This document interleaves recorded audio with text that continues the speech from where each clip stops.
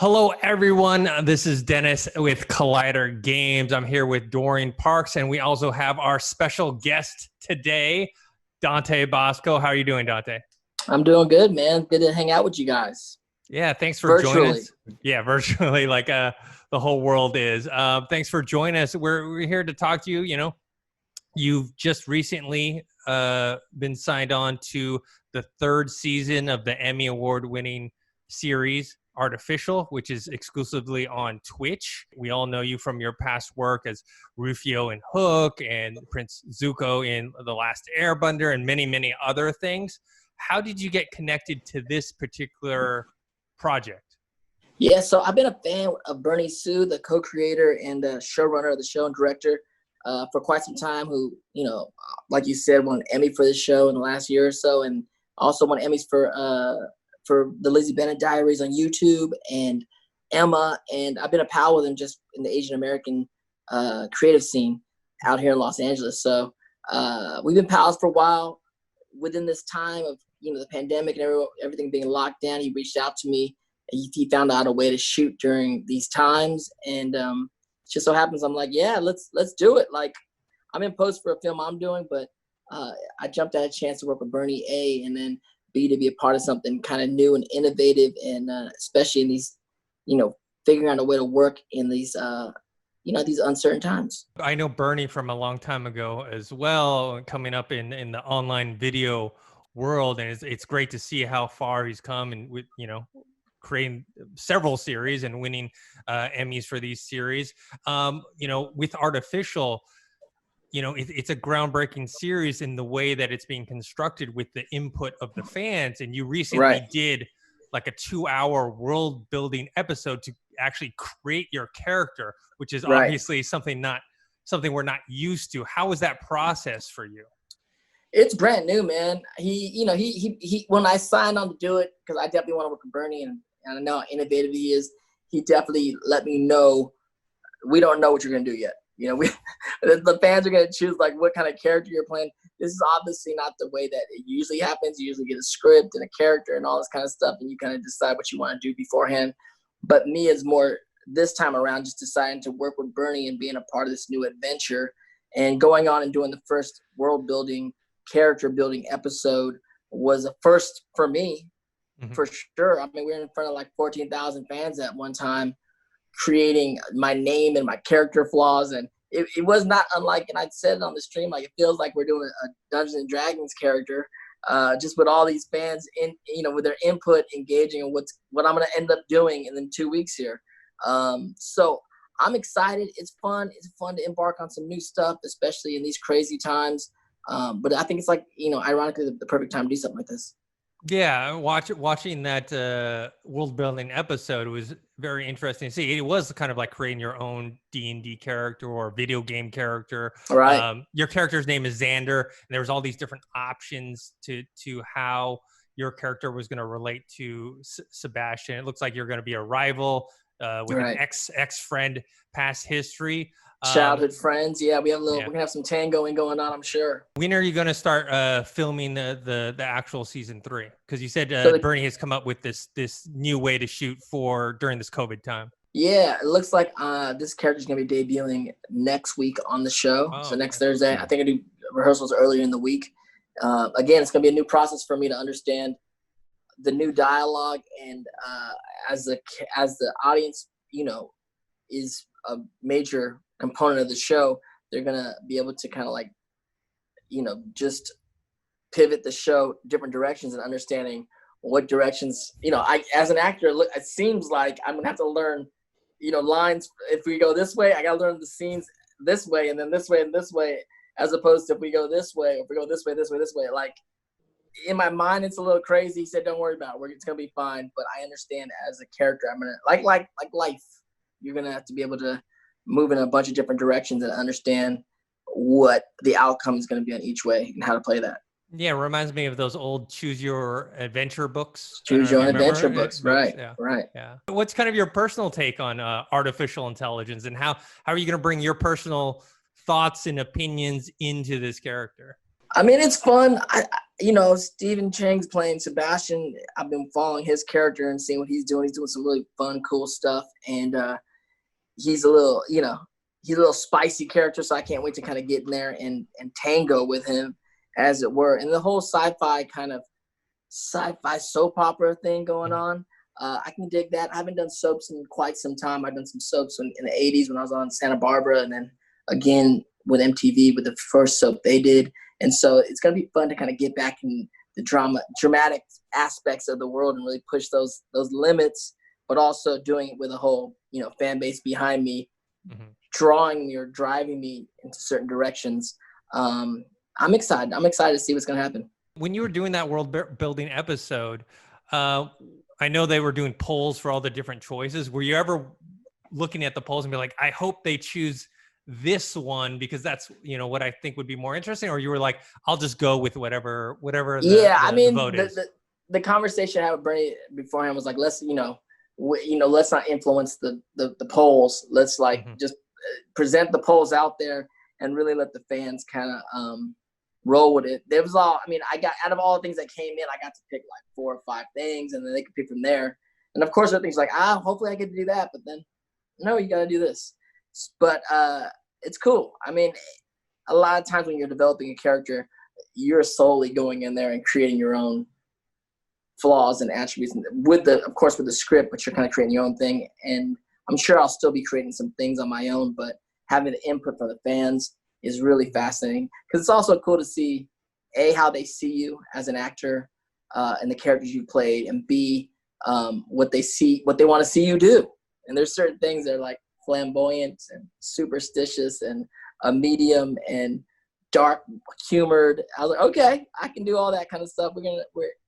And not just for me as an actor, it's for me as an actor to play, but it's also great for the writers of the show that get to play with all these elements that they, we aggregated and see what we come out with together. I know we're going to talk about artificial a little bit more in a minute, but I couldn't let you go without saying, like, Avatar, one of my favorite shows ever. American Dragon Jake Long, another one of my favorite shows. Hey, thank you, man. To talk to you, just like hearing your voice right now, hearing Zuko is just amazing. So just for you, what was it like seeing Avatar come back on Netflix and just seeing a whole resurgence of new fans flock to you and flock to Zuko? It really blew me away. First and foremost, it shows you the power of Netflix, and then to see some of these projects and how they're seen and how they're taken in and digested, decades after you did them. A project like Avatar is amazing because when it first came out, it was a big surprise to me and to a lot of the cast members about what a phenomenal hit it became. And, in its own niche way, it became its own world, like not unlike Star Wars or Star Trek or Harry Potter or Game of Thrones or something like that. And and I'm a fan of all those things, right? So to be a part of something like that at its core and have arguably like one of the most favorite characters, in the show, really blew me away at that time. And then to come back, 15 years later and for it to hit, for the audience that grew up with it, that love it, and then a whole new audience finding it now, and with the story and the themes of what's going on, how poignant that is for the times that we're living in right now is mind-blowing, But so shout out to Netflix for being a part of that. And it's been crazy because I think maybe a month or 2 months before that, they had just brought Hook back to Netflix, and Netflix did a drop when I was in Asia, finishing up some stuff for my the film I just directed. They, Netflix tweeted out a picture of Rufio and like talking really good things about Rufio on Netflix. And again, seeing like all your socials blow up because of Netflix and a new generation of fans finding that and the older generation revisiting that. I've been very fortunate to have some of these characters throughout my career that have resonated now, decades. It's cool. And speaking of, since we're on the subject of Netflix and Avatar, do you have anybody in mind that you would like to see? Because I know they're doing a live action version series. Have you thought about who would you like to see as Zuko? There's so many dope young actors out there. It's gonna be hard to say. I can't say right now who would be. Again, it'd be dependent upon how the whole world comes together, and we don't even know. I was talking to some cast too, and of course I'm involved with the IP and people reach out. I mean, people have reached out to me on my platforms from just random people all over the world that want to be involved in audition to, you know, close friends that are in Hollywood that want to audition. And it's like, you'll see how involved I may get in as the process continues. But you never know. You know, it's Hollywood's filmmaking. It's I know we're in a time where we're hopefully going to be able to cast this in a way that's going to be very inclusive to people of color and get it right. And that would be always my stance of trying to propel the story forward. But as far as, you know, specific actors, you never know until, you know, these kids, I don't know. You know, it's very strange. It's like, it's Netflix. We don't know. It's going to be older guys playing younger. Is it going to be real Stranger Things where you can get really kids of that age doing this epic adventure? That plays into a lot of things, you know? So we'll see how it pans out. I don't know. I'm excited. I think I'm as excited as anybody else of how it's going to pan out. But we'll see. I got my fingers crossed. But Mike and Brian are helming it, so I got all the faith in the world. Those guys, they created the world. They're so amazing as artists, and I respect them so much just as just guys and as men as well as artists. So I can't wait to see what happens.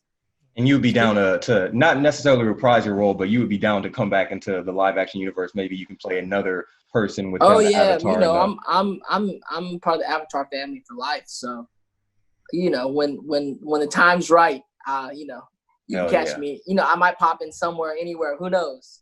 People that follow my career know I'm one of them actors that can pop up anywhere at any time. You know, after 30 years in the industry, it's like, yeah, Dante can show up anywhere.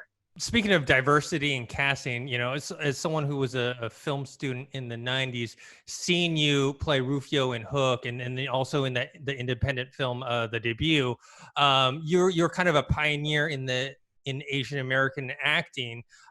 What do you think about kind of like this current rise of Asian American actors, whether it's focused on movies or in cast? You have things like Crazy Rich Asians, The Farewell, Never Have I Ever. There's so many things, whether it's on television or in movies, that is like becoming, you know, obviously there's still more work to be done, but it's getting better. How is it for you? Because, you know, you were there before all of this happened, and now you're seeing it, kind of some of the stuff that you did kind of, you know, help this blossom. Yeah, it's a beautiful thing. I mean, you know, I've been in the industry for like 35 years now, which is crazy. And yeah, you know, as Asians in America and Asians in pop culture worldwide, this is the highest profile we've had as Asians in the history of Hollywood, which is crazy. Yeah. And it's you know, we like to think of it as a golden era of what's happening right now. And I know certain roles I've done, certain projects I've done, like you mentioned, are a part of the lineage of what ultimately culminated in, you know, Crazy Rich Asians. And the way that the industry is, you know, we're all pretty close. We all know each other. We've all been a part of this conversation. The last 10 years, I expanded from just acting into producing and writing and that, all of that, you know, I exclusively write and produce Asian American content. My last film I just produced I wish I got to direct my first film. It's called The Fabulous Filipino Brothers. I wrote with my brother, Dante Basco. But, you know, a lot of things that we did and, you know, directly led to Crazy Rich Asians. And conversations I had with John M. Chu directly led to that kind of stuff. And John will even say in the interviews, tons of interviews when he was doing Crazy Rich, it's like one of the reasons he got into Hollywood.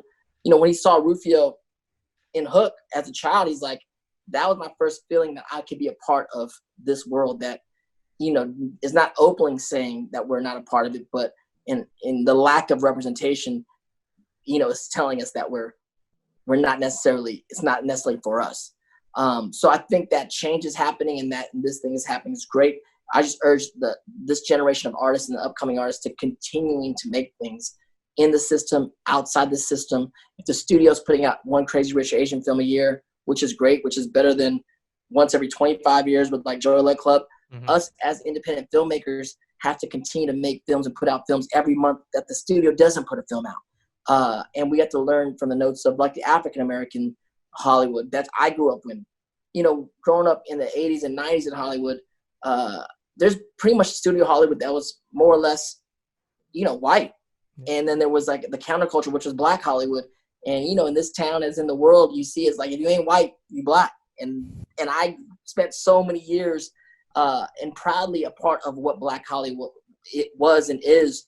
Working in things from Fresh Prince to Steve Harvey Show to Moesha to Hanging Mr. Cooper to Blood and Bone to Biker Boys. Like the list is on and on of like, that's the scene that I was a part of artistically and still I'm a part of. And also just economically, like paid my bills for decades. And that's a part of Hollywood too. So I think this new generation, we're just starting to figure out what Asian Hollywood is and how it connects with Black Hollywood, how it connects with Latino Hollywood, and how there's an interaction and there's all these things in between. But it's on us to create, take notes of what's going on, like what Tyler Perry did, create blueprints that we are funding, we are owning. It's our community that is helping to fund the projects that we want to see, not always going to a studio to fund things that they may or may not understand. And it's great they are. I mean, as it goes, there'll be more understanding, more people of color in executive positions that really can get some of these projects through. But it's back in the day, that was the only avenue to get something made. Whereas now the onslaught of social media and indie filmmaking is so robust and all these streaming platforms is we can go out and get things made on our own merit and create systems that are self-sustaining. And that's where my mind's at now. It's like, let's do these indie projects. Let's create the soil for the next or the first Asian Will Smith to happen. And that doesn't happen overnight. That doesn't happen with one project. People want to be, I talk to young actors all the time and they want to be the first Asian Will Smith, guy or girl, something like that. I'm like, do you know who Will Smith is? You get the conversation like, what do you mean? I'm like, Will Smith at 17, he's the Fresh Prince. Him and, Jazzy Jeff, they have platinum albums. He has #1 songs in the country. He's a bona fide star. Like, right. I said, that's at 17. He gets so much so he wins the first Grammy for rap ever, right? They're like, wow, that's pretty big. I'm like, yeah, that's humongous. So much, that's so big that Quincy Jones, who's like the godfather of all African-American artists, any genre, gets together with NBC, who's the #1 network at the time. And they create a show for him called The Fresh Prince of Bel-Air, where she stars in for 8.5 years, right? And then after that, they're like, you can't have a black guy star in an action film. And they put him in Independence Day, which so happens to be produced by Dean Devlin, who's half Filipino, who's a friend of mine. He's like, I did that. I'm like, yeah, you did that. And the rest is history for Will Smith, right? To think that you can do that as an Asian, that's a lot to do. That's a lot going on. But then you go, don't even think about that. That's what your journey is as an Asian actor or a person of color artist, right? But who are African Americans in Hollywood or in the entertainment industry? Do you understand how much content African Americans have done in the last 250 years of this country? Created jazz, which became rock and roll, rhythm and blues, which then created rap, which became pop music in the 90s at the time where Will Smith came up, let alone the Harlem Renaissance and the filmmaking, which became all the black television, black films. It's like us as Asians have to see that and go, yo, it's not about us asking a white system to make Asian movies. Yeah, that's a part of the hustle. That's a part of the hustle for Black Hollywood too. But it's about creating other systems that we run, that we fund, and it's about asking no one to make what we want to make. Yeah, and you mentioned the online platforms and streaming services and, YouTube and Twitch, the platform that Artificial is on. Yes. How do you feel, how do you feel like something like Twitch plays into kind of the future of storytelling, telling diverse stories, telling independent stories? How does the technology work with the future of storytelling? Yeah, the game has changed. That's why I'm so excited to work with Bernie on this first project together. I look to him as an innovator. Hollywood will never, I don't think Hollywood's ever going to die. This is the keys of change to getting it out to the people. I don't think digital media is going to take over, quote unquote, Hollywood. It's just a new avenue, and it's a powerful avenue, and it's a form of entertainment that is people are adding to what they're doing. You're still going to have your favorite TV shows, your favorite movies, but there's arguably, we've had conversations with big companies about, the average kid today will spend 2 hours watching quote unquote traditional media, but will be on their phone watching this new media 8 hours a day. And you're like, okay, so that's where the money's going. And so when you're going that way, we don't know what these new platforms are. This is the first time Twitch, which is a brand new platform, became the quote unquote YouTube of live streaming. And now they're doing something narrative. and now they want an Emmy for it. And this all uncharted territories. We're so new in the whole social media game is 10 years old to a degree, you know? And so think about Hollywood in the first 10 years of what Hollywood was. That's where we're at in the social media, digital media game. And it takes innovators to kind of try new things and do hybrid things like this, which is narrative and digital, you know, and we're all in this kind of like experiment of what digital media is. And a lot of the new kids are doing stuff so fluidly, they don't even know what they're doing. They're communicating in a way that never been communicated before in the history of mankind at the speed that it's happening.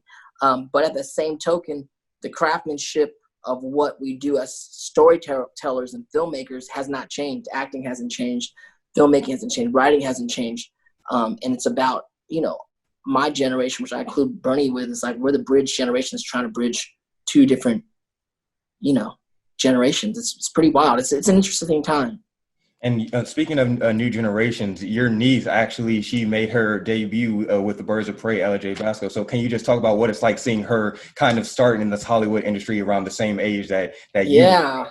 Again, another thing that I'm so proud of, and I love my whole family. We're all in the industry now. We're the first generation. Me and my brothers, Derek, Dorian, Dion, my sister Ariana, and everyone's had really great careers on their own respective. And you know, to see my oldest brother Derek's oldest daughter Ella star in a film with you know, a very classic, iconic character again like me, it was proud for me to go around and bring her to all the events and the premieres and other events in Hollywood, and just kind of like, and she's my goddaughter, so it's extra special to me, you know, to kind of just introduce her to the world that I grew up in is really special. And along with her, you know, she has a lot of brothers and sisters that are in line doing stuff, Emerson and Deuce and her cousins, you know, Aurora and Phoenix, and there's, you know, DJ. There's like a whole nother generation of Boscos coming up, and also family from the Bay, the music scene, the Boscos, Lene and Gabriel and Gabe. And it's cool to, you know, me and my brothers came to Hollywood not knowing anyone. And I wrote about it in my book, From Rufio to Zuko, that came out the end of last year. And I'll be touring with that book again when the COVID thing lifts. And I talk about my experience and not knowing anybody, and my whole family's experience not knowing, and the potholes that we hit, some dark sides of Hollywood. But for the next generation to not have the same hangups that we did, and to really take what we did and just go with it. And I include the next generation, my family, of course, but also the next generation of Asian American actors all together. Like, you know, learn from what we did, and you're supposed to surpass the things we did. That's the way it works. And you also just touched on music. Are you working on any new music or anything? Because I know all the time we see you popping up here and there DJing and stuff. Like, any new music we can expect? I love music. You know, I do some celebrity DJing sometimes. I never disrespect all my DJ homies out there. Y'all artists and y'all crazy. Y'all cool. Sometimes people just want to fly me out to do something fun, and I do it. But I never disrespect. Like, I never think I'm a DJ. But just put that out there. Shout out to all y'all. But I love music. You know if you know my background, I had a band with my brothers for years, the Bosco Brothers, and we love music. And then, you know, I write poetry. I'm one of the co-founders of the Poetry Lounge Los Angeles, the biggest weekly open mic in the country.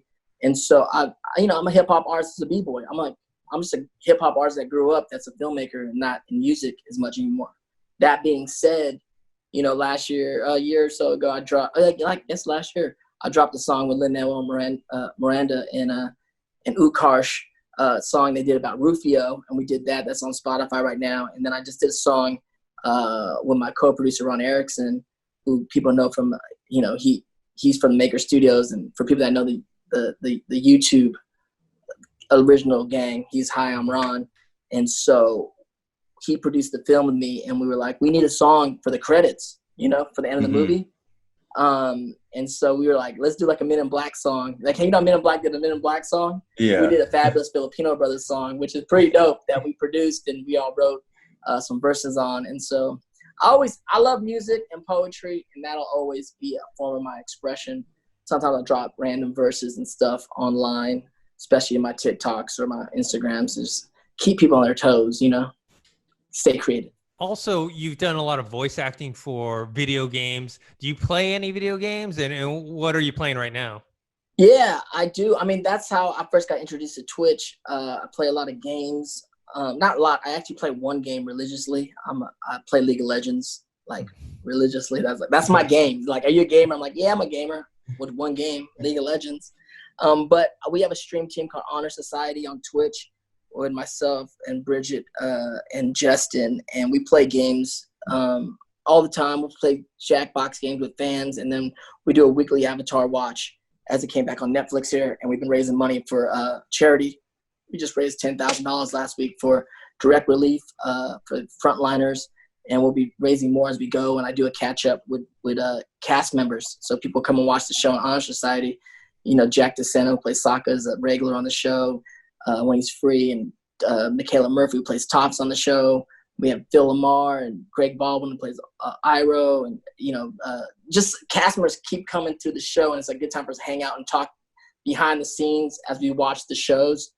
But as far as video gaming, I'm pretty much a League of Legends player most of the time. Although Fortnite. I play all kinds of stuff. I actually got to play at the Fortnite Championships last year in New York, which was crazy.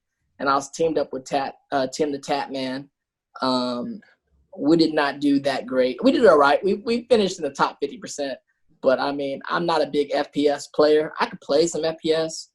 I know the Avatar skins came out for Smite, so we might do some run. Smite's like FPS League of Legends, so I've played that a few times. What games do you guys play? Mainly for me, I've been playing Apex, like Apex Legends. Yeah, That's my top game right now. But I just fell into Titanfall 2 because it's kind of the same. Similar. Like, They're both similar. They're both so the same game, aren't they? I know, no. Apex is I guess a little bit powered down versus Titan 2's multiplayer because I recently just got put onto Titanfall 2 and I'm loving it. Like it's weird going from Apex to Titanfall. So now seeing like the comparisons, they're kind of the same game, like same power, same a lot of things, but Titanfall 2 has like wall running and stuff like that. But I don't want to trash my Apex. But yeah, that's what. No, I like those games. I mean, it's always odd how these games come out. You know, they're like Fortnite and all these, like there's all the competitors. The same game. It's like the same game. What's going on? But at the end of the day, I like MOBAs. I like the way MOBA think. I like team strategy games, and finding the homies to play with, and like even with Fortnite, I like kind of like the team stuff rather than the solo. Fortnite is the only one I refuse. I can't get into that. Ever since you got to like start building walls and stuff. I'm like I quit. I can't. Yeah, I suck at building. You gotta get with someone on the team that can build. But when we did the Fortnite Champions, to see how good these guys are at building, it was phenomenal. I was like, I can't. They're building so fast, and when the eye of the storm got so small, and it was like literally one person can fit in the eye of the storm, and they're building as the eye of the storm is moving. It was mind blowing. I couldn't believe it. And while we're talking about video games, how do you just feel about them being like we're seeing more of them being adapted into live action, whether it's being a series or a movie? Like, how are you feeling about them bringing more games to life? It's exciting. I mean, video games have been a part of the last few generations in a big way and been very impactful. And at the end of the day, what film and television is storytelling. We're storytellers, and they've been telling some amazing stories through these games, and in a more in-depth way. I didn't get it either. As like a lot of us after high school, you kind of get on with your life, and you don't play video games for a lot of years as you're kind of getting to the workforce and doing this and that, and then when I started getting back into gameplay, like Hollywood, you follow the money. Where's the money at? Like, and when video games started outgrossing Hollywood yearly, year after year after year after year, you're like, well, what's going on? What are these games? What's happening? How can Black Ops have an opening weekend of $1 billion? Like, no movie's opening weekend is $1 billion. Like, how is this happening, right? And some kid illuminated me. I was talking to some young gamers, like, talk to me, tell me why this is happening. And he was like, well, I can go watch a movie, like a really good movie. Like, I can go watch Avengers, and it's going to cost me like $15 for the movie theater. I'm like, right. He goes, I can spend like $40 and play this game. The movie's going to entertain me for 2 hours, but this game's going to entertain me for like 200 hours. And I was like, what? They're like, yeah. And I'm like, that's different. You know what I'm saying? Telling a story over 200, let alone the engagement and all the kind of stuff going on like that where you're playing the character. But there's, I talk to fans and about them having emotional connections with characters from certain games, and they'll have the same thing like a movie. Like, when this happened, and did you cry when this happened? Like, yeah, dude. And then like you start to understand the storytelling going on in these worlds. So it only makes all the sense in the world that big Hollywood studios are going to go in, try to collaborate or buy IP up, and try to create a digestible film version of these games or these characters. And since you are directing more and doing producing more, do you have any interest in adapting any game or if so, is there any game that you would like to potentially bring to life?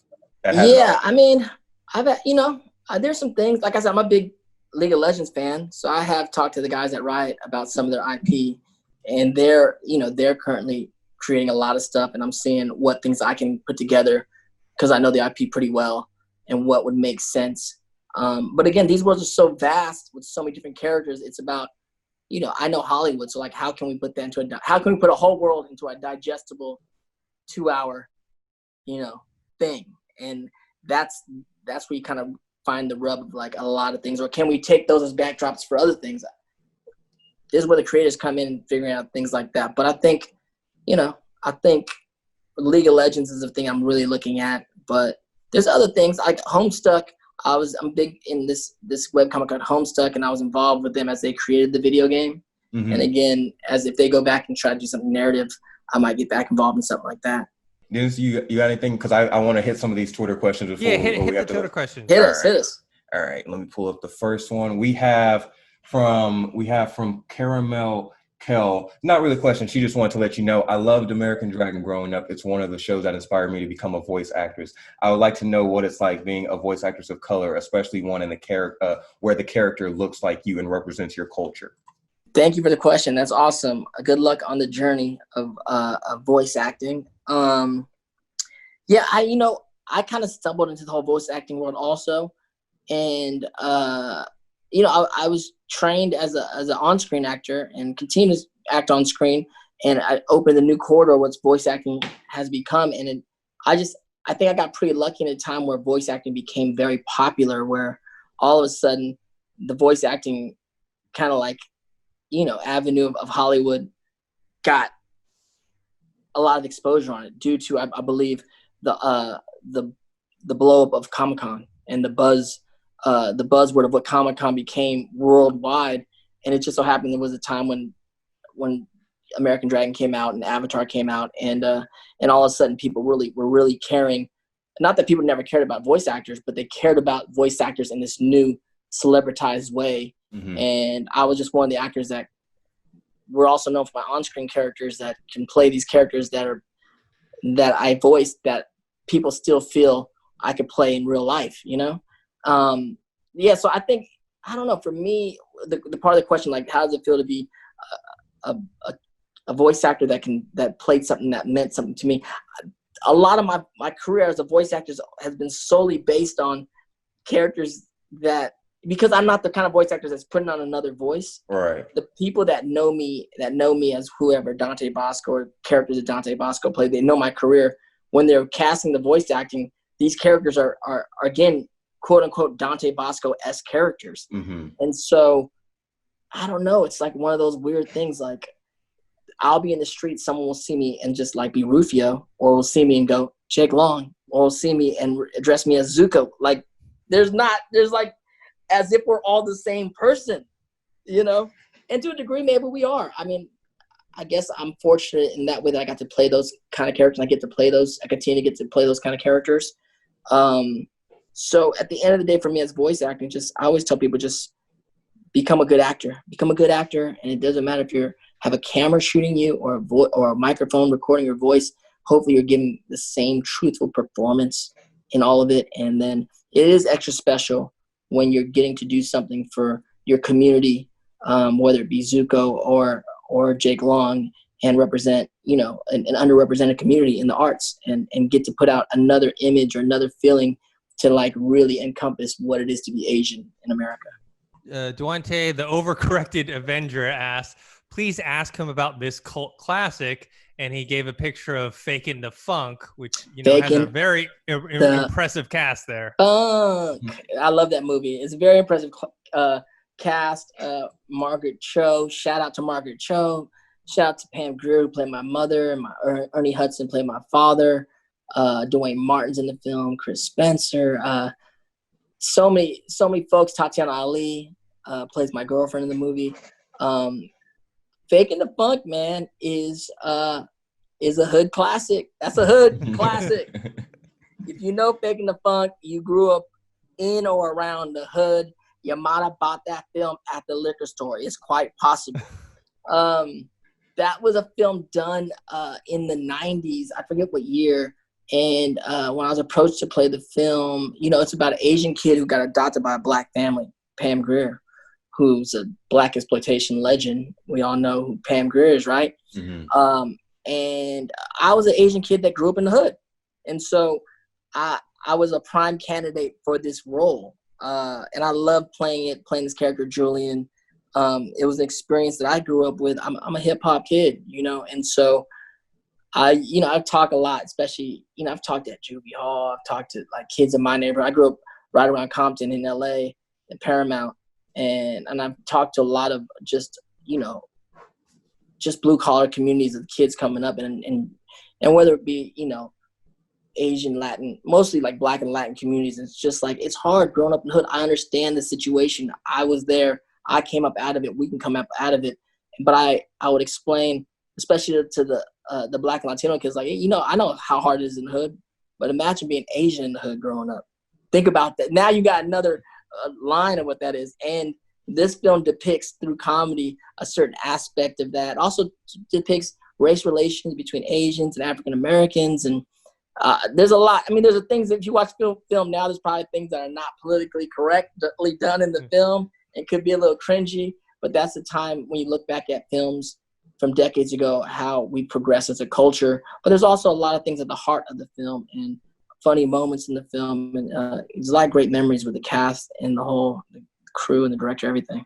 Melvin Linderoth asked, Uncle Iroh was obviously a father figure for Zuko, and over the course of the show offered a lot of wisdom. Is there any advice Uncle Iroh gave to Zuko that helped you in real life? Yeah, the original actor who played Uncle Iroh is Mako, who's rest in peace, passed away during book 2, and he was the character's taken over brilliantly by Greg Baldwin. So shout out to Greg Baldwin also, who brilliantly took over the character and amazing. But Mako in particular, he played my Uncle Iroh, but he played my uncle or my father in my career several times. I want to say at least 3, maybe 4 times. And I've known him since I was 12, where he played my uncle in a film called The Perfect Weapon.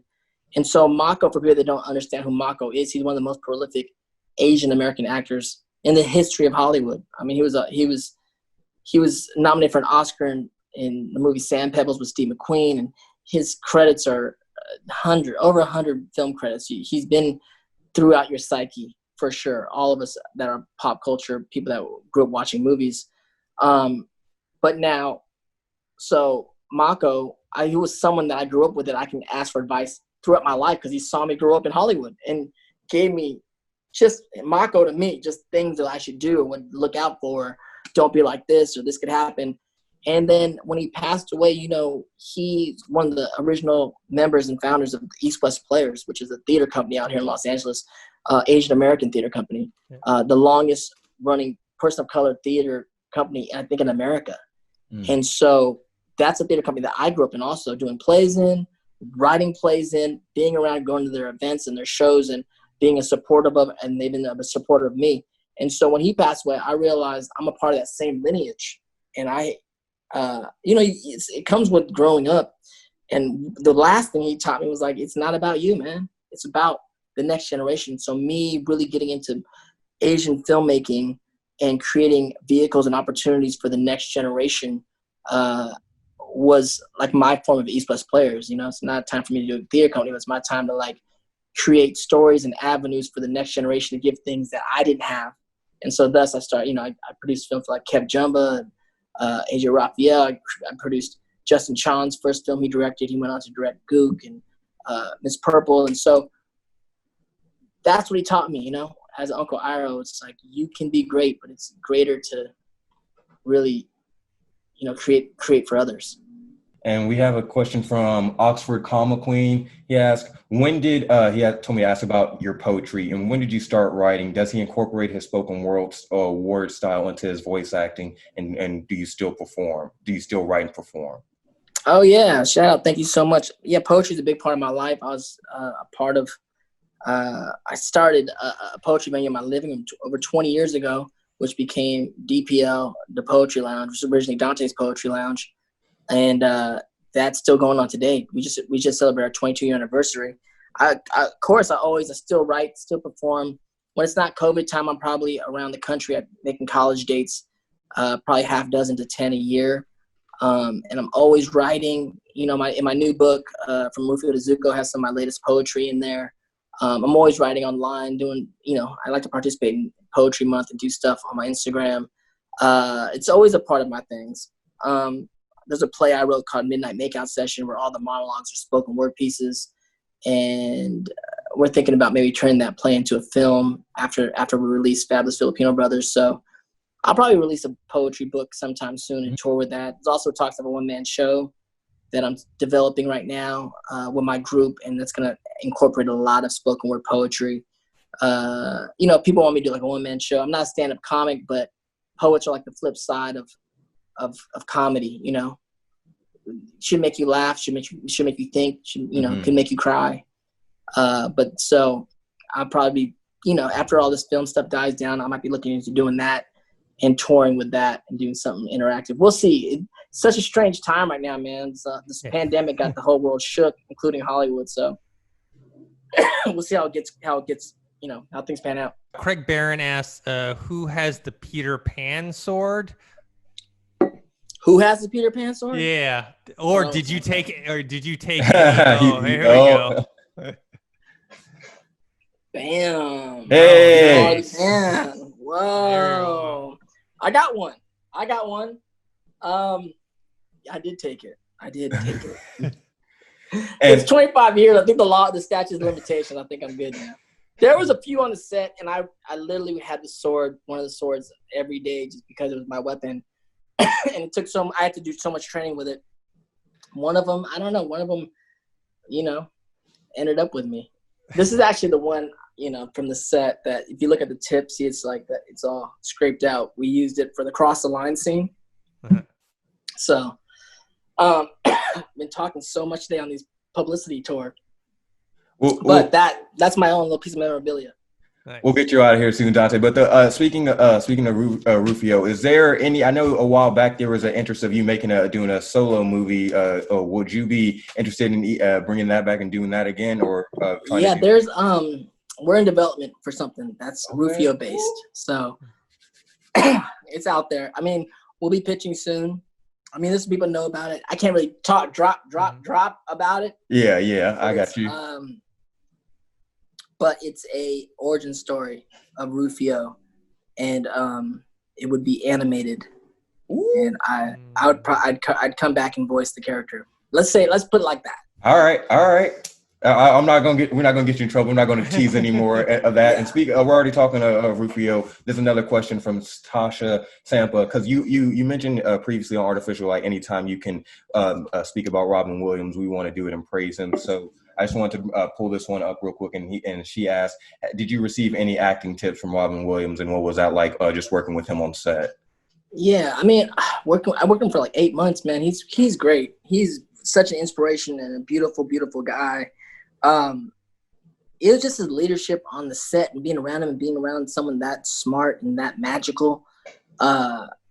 He was so great, I mean, he's been such an inspiration to me, from Mork and Mindy to Dead Poet Society to The World According to Garp. It's to be with him every day and to see how he treats other people on the set and with respect and knows everybody's names. And then when it's time to work, he's like on the ball, faster, wittier, more into it than anybody. That was just really taught me a lot as a young actor, and just how caring he was. I mean, I had like a lot of great moments with him talking about poetry and about culture. I mean, he took me aside one day and he was like, where are you from? Like, what? I'm like, I'm like, I'm from San Francisco. It's like, y'all know me too. I'm like, where's your family from? I'm like, oh, I'm Filipino. And he was like, oh my God, I thought so crazy. He's my wife, his wife at the time, Marsha. She's like, she's half Filipino. I was like, I didn't know that. He goes, yeah. And we were talking something as I was looking at you, and you reminded my father-in-law, and he's like, we're talking about all that stuff. And when a big Hollywood actor kind of brings you to the side and starts talking about personal things like that, a lot of us in this industry, you always feel like you're on the outside looking in to the great party going on. You can even be, I'm already cast in the film. You're already in the film, but you're still looking at all big stars and all these things going on. You still feel like you're on the outside looking in, and a gesture like that from a humongous stars, like telling you, you're welcome. Like, you're here, man. Like, this is for you. You're not on the outside looking, like, come in. This is for you also. You're a part of this. And that kind of feeling and that kind of charity is kind of carried over to the rest of my career. And I try to do the same thing for other newcomers, like, especially as a person of color in Hollywood. A lot of times you're on the outside looking in, and there's the artists are out there saying, no, it's here for you too. So I love that guy. Rest in peace, Robin Williams.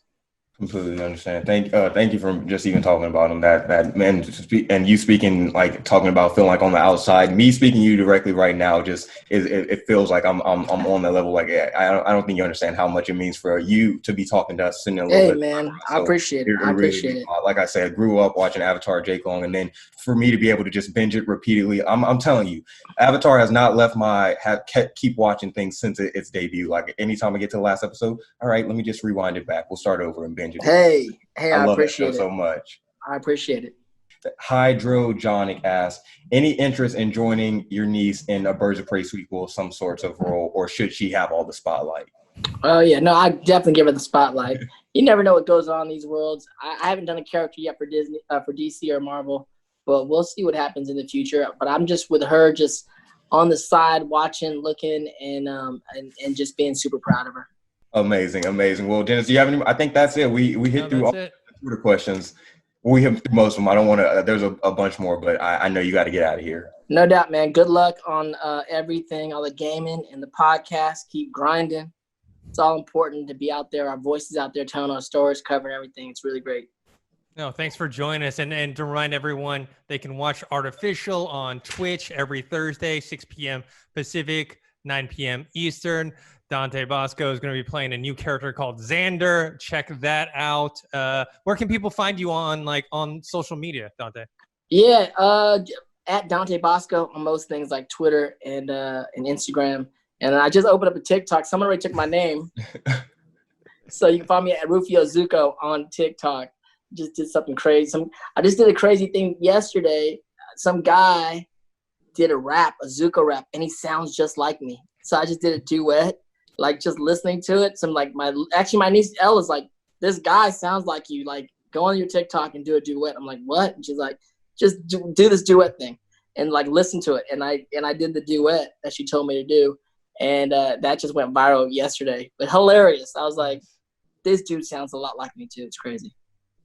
Awesome. I'm going to definitely check that out. Well, thank you so much for your time, Dante, and we're looking forward to everything that you're going to be doing in the future. Thank you. All right. Thank you, sir. Thank you. Later. Thanks.